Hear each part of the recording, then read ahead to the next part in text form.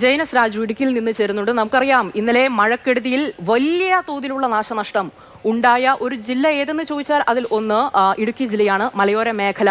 അതുകൂടാതെ തന്നെ സ്വാഭാവികമായിട്ടും വലിയ തോതിലുള്ള മഴക്കെടുതികൾ റിപ്പോർട്ട് ചെയ്ത പ്രദേശം കൂടിയാണ്. ജൈനസ് രാജു ചേരുന്നുണ്ട്. ജെയിൻ, നിലവിൽ മഴയുടെ സാഹചര്യം എങ്ങനെയാണ്? ഇന്നലെ കനത്ത വെള്ളക്കെട്ടും അതുപോലെ തന്നെ മലയോര മേഖലയായതുകൊണ്ട് തന്നെ കനത്ത ജാഗ്രതാ നിർദ്ദേശവും നൽകിയിരുന്നു. ക്യാമ്പുകളുടെ പ്രവർത്തനം ഇപ്പോൾ എങ്ങനെ മുന്നോട്ട് പോകുന്നു? ഒപ്പം ഇന്നത്തെ കാലാവസ്ഥ എങ്ങനെയാണ്? ആശങ്കപ്പെടേണ്ട സാഹചര്യമാണോ ജെയിൻ?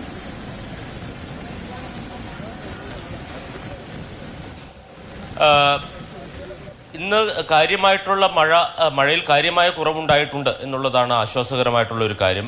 കഴിഞ്ഞ ദിവസം പെയ്തതിന് സമാനമായിട്ടുള്ള മഴ തൊടുപുഴ അടക്കമുള്ള മേഖലകളിലില്ല. പക്ഷേ മലയോര മേഖലയിൽ ഇടവിട്ട് ശക്തമായ മഴ ലഭിക്കുന്നുണ്ട്. അത് ആശങ്ക ജനിപ്പിക്കുന്ന ഒരു കാര്യമാണ്.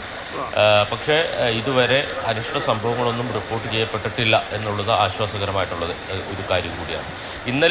ഇന്നലെ രാത്രിയിലാണ് അതിശക്തമായിട്ടുള്ള മഴ ജില്ലയിൽ ഉണ്ടായത്. 9 ഉരുൾപൊട്ടലുകളുണ്ടായി, ഏതാണ്ട് 74ഓളം മണ്ണിടിച്ചിലുകളുണ്ടായി. 2 ജീവനുകളാണ് നഷ്ടപ്പെട്ടത്, ഏതാണ്ട് 9 പേർക്ക് പരിക്കേൽക്കുകയും ചെയ്തു. അപ്പോൾ അതിൻ്റെ പശ്ചാത്തലത്തിൽ ഇന്ന് വളരെ ജാഗ്രതയോടെയാണ് ജില്ലാ ഭരണകൂടം ഓരോ നടപടികളും മുന്നോട്ട് കൊണ്ടുപോയത്. ഇന്ന് മലയോര മേഖലയിലടക്കം കനത്ത നിയന്ത്രണങ്ങൾ ഏർപ്പെടുത്തിയിട്ടുണ്ട്. പ്രത്യേകിച്ച് വിനോദസഞ്ചാര മേഖലയ്ക്കാണ് പ്രധാനമായിട്ടുള്ള നിയന്ത്രണം ഏർപ്പെടുത്തിയിരിക്കുന്നത്. വിനോദസഞ്ചാര പ്രവർത്തനങ്ങൾ പൂർണ്ണമായും നിർത്തിവെക്കാൻ ഉത്തരവിട്ടിട്ടുണ്ട്. അതോടൊപ്പം തന്നെ ഗതാഗതവുമായി ബന്ധപ്പെട്ടും വലിയ നിയന്ത്രണങ്ങൾ ഏർപ്പെടുത്തിയിട്ടുണ്ട്. ദേശീയപാത വഴിയുള്ള ഗതാഗതം രാത്രി സമയങ്ങളിൽ നിരോധിച്ചിരുന്നു. അതോടൊപ്പം തന്നെ സംസ്ഥാന പാതകളിലും മണ്ണിടിച്ചിൽ സാധ്യതയൊക്കെ മുന്നിൽ കണ്ടുകൊണ്ട് പ്രാദേശികമായിട്ടുള്ള നിയന്ത്രണങ്ങൾ കൂടി ഏർപ്പെടുത്തിയിട്ടുണ്ട്. കഴിഞ്ഞ രാത്രി ഇപ്പോൾ വണ്ണപ്പുറത്ത് നിന്ന് വെൺമണി വരെയുള്ള ഭാഗം, അത് ആലപ്പുഴ മധുര സംസ്ഥാന പാതയുടെ ഭാഗമാണ്.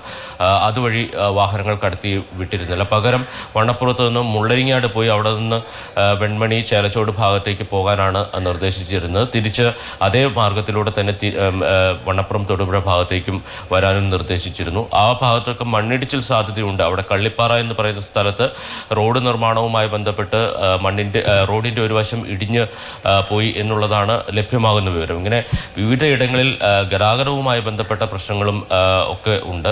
എന്തായാലും ആശ്വാസകരമായിട്ടുള്ളൊരു കാര്യം, മഴ കുറഞ്ഞു നിൽക്കുകയാണ്. ചെറു ഡാമുകളുടെ ഷട്ടറുകൾ ഉയർത്തിയിട്ടുണ്ട്. കല്ലാർകുട്ടി, പാമ്പ്ള, കല്ലാർ, മലങ്കര എന്നീ ഡാമുകളുടെ ഷട്ടറുകളാണ് ഉയർത്തിയിരിക്കുന്നത്. വലിയ ഡാമുകളായ ഇടുക്കി ഡാമും മുല്ലപ്പെരിയാർ ഡാമും സംബന്ധിച്ച് ഒരു ഘട്ടത്തിലും ഇപ്പോൾ നമുക്ക് ആശങ്കപ്പെടേണ്ട സാഹചര്യമില്ല. കാരണം ആ ഡാമുകളിലൊക്കെ സംഭരണശേഷിയുടെ ഏതാണ്ട് 50-60% വെള്ളം ഇനിയും സംഭരിക്കാൻ കഴിയും എന്നുള്ളതാണ് ഏറ്റവും പ്രധാനപ്പെട്ട ഒരു കാര്യം. അതുകൊണ്ട് തന്നെ വലിയ ഡാമുകളുടെ കാര്യത്തിൽ ആശങ്കയില്ല. ചെറിയ ഡാമുകൾ തുറന്ന് ജലനിരപ്പ് ക്രമീകരിക്കുന്നുണ്ട്. എന്തായാലും ആശ്വാസകരമായിട്ടുള്ള കാര്യം, മഴ കുറഞ്ഞു നിൽക്കുന്നു എന്നുള്ളതാണ്. മലയോര മേഖലയിൽ എന്നാൽ ഇടവിട്ട് മഴ ലഭിക്കുന്നുമുണ്ട്. ഓക്കെ, ജെയിൻ പറഞ്ഞ വിവരപ്രകാരമാണെങ്കിൽ ഇപ്പോൾ ഇടുക്കിയെ സംബന്ധിച്ച് കുറച്ച് ആശ്വാസമുണ്ട്. കാരണം മഴ കുറവാണ്. ഇന്നലെ ഈ കാലാവസ്ഥാ നിരീക്ഷകരൊക്കെ പറഞ്ഞത് ഇന്നലത്തെ രാത്രി, അതായത് ഇന്ന് പുലർച്ചെ വളരെ നിർണായകമാണ്. കാരണം നമുക്കറിയാം വെള്ളിയാഴ്ച രാത്രി, അതായത് ഇന്നലെ ശനിയാഴ്ച പുലർച്ചെ ഒരൊറ്റ മഴ പെയ്ത്തിൽ ഒരു ഭൂപ്രകൃതി ആകെ മാറ്റിമറിക്കുന്ന രീതിയിലുള്ള ഒരു പേമാരിയായിരുന്നു. മിന്നൽ പ്രളയം തന്നെ ഉണ്ടാകുന്നു. ഇടുക്കി ജില്ലയിലാണെങ്കിൽ ഉരുൾപൊട്ടുന്ന സാഹചര്യങ്ങൾ ഉണ്ടാകുന്നു. ജനങ്ങളുടെ ജീവന് യാതൊരു സുരക്ഷയും ഇല്ല എന്നുള്ള രീതിയിൽ എങ്ങോട്ട് പോകണം എന്ന് പോലും അറിയാത്ത രീതിയിലേക്ക് കാലാവസ്ഥയുടെ ചിത്രം മാറുന്നതാണ് നമ്മൾ കണ്ടത്.